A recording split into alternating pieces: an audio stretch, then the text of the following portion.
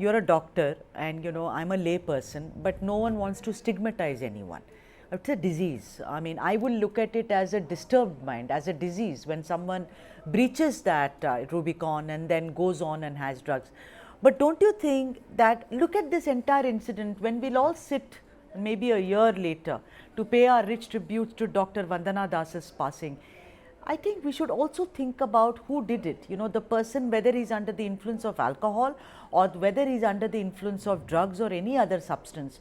Don't you think that that is one aspect that, needs immediate attention, Dr. Noohu?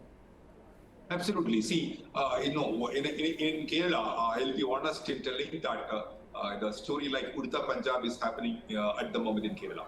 So it's unfortunate, and we need to educate people. We need to enforce the law very strongly against drug addiction. We need to educate people. We need to we need to provide provisions to engage the younger generation in more active mechanisms or maybe activities.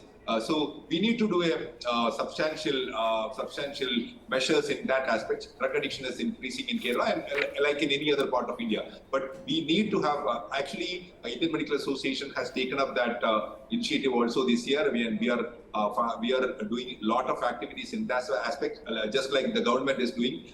So we need a public support in this. We need to understand this is happening.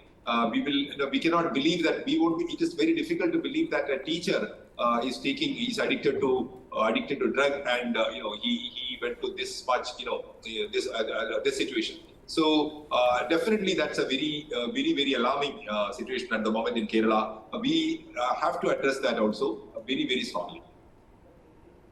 Right. And I know that you will not put a blame on anyone, but before I go to Asha, Jomis, Dr. Noohu, do you think it is completely the fault of the police, or you think both the police and the hospital administration in failing completely to give security to Dr. Vandana Das? No, I will not put the blame on a single entity. Maybe the police, definitely they have failed. As the system has failed, no doubt, and we need to put a lot of things there. The public must be aware we have failed in that aspect also. The government has failed, the police has failed, the public has failed, and actually, basically, this is the failure of the people of Kerala, because if a doctors are being continuously attacked, it's going to have a great impact on the health sector in Kerala. So it's a failure of Kerala people. Asha, Jomis, I want to ask you, and I want to focus on the entire failure once again of the government machinery, of the government of Kerala when it comes to controlling the menace of drugs. We've heard ad nauseum about alcohol, the consumption, what happens in Kerala. Again, I'm not trying to stereotype certain images which have been put into our head, but in this particular case, this man has had repeat episodes of being under the influence and turning completely violent and incoherent. He was brought into hospital and everyone was saying he was sure. Some say he's acting, but who are we to say he's acting? I mean, we are not doctors, we are not psychiatrists. Apparently, that's how he's behaving. Also, where he has been now housed, he's saying someone is trying to kill me, he's showing schizophrenic behavior, whatever it may be. My point is, what has the government done just to announce, Vimukti and making a great show of trying to curb the drug menace? Don't you think it has failed completely when it comes to putting a lid on it? Yes, as you have rightly said, this is a clear case of governance failure.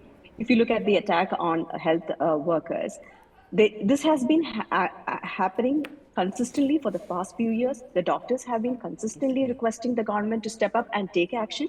So the government always resort to quick fixes. They would say they would bring a ordinance, but they would never bring an ordinance. They would never put any practice in place that would ensure the safety of the doctors. And again, if you look at the drug problem, the government will do a lot of PR stunts like, campaigning in schools, colleges, that any individual can do. A film star can do it through his Facebook or Instagram profile. You don't need a government to do those kind of things. You need the government to do the job of a government, and that is to run a state, do governance, not PR stunts. This is the exact strategy. If you look at the Justice Hema committee report, the PR's done. They would spend crores of money for a justice to bring out a report. Did they do anything about the report? No. Was anybody convicted? No. And again, one film producer had the audacity to come in Facebook Live, reveal the name of the victim, and he is roaming around free making more movies. What is the message that this gives to the ordinary citizens? That this government is totally incapable of doing its job. But it's so good at PR stunts. Not just in this case, even in big infrastructure projects, they do a lot of PR stunts, and the infrastructure project would never happen because they are incapable of building public consensus. Right. Here, the doctors, they can really pressure the government, at least at this point, at least at this juncture, that they have to bring those ordinances in place. Plus, there has to be convictions. The cases have to go to the court. There has to be a fast-track court, and all these things have to come into place.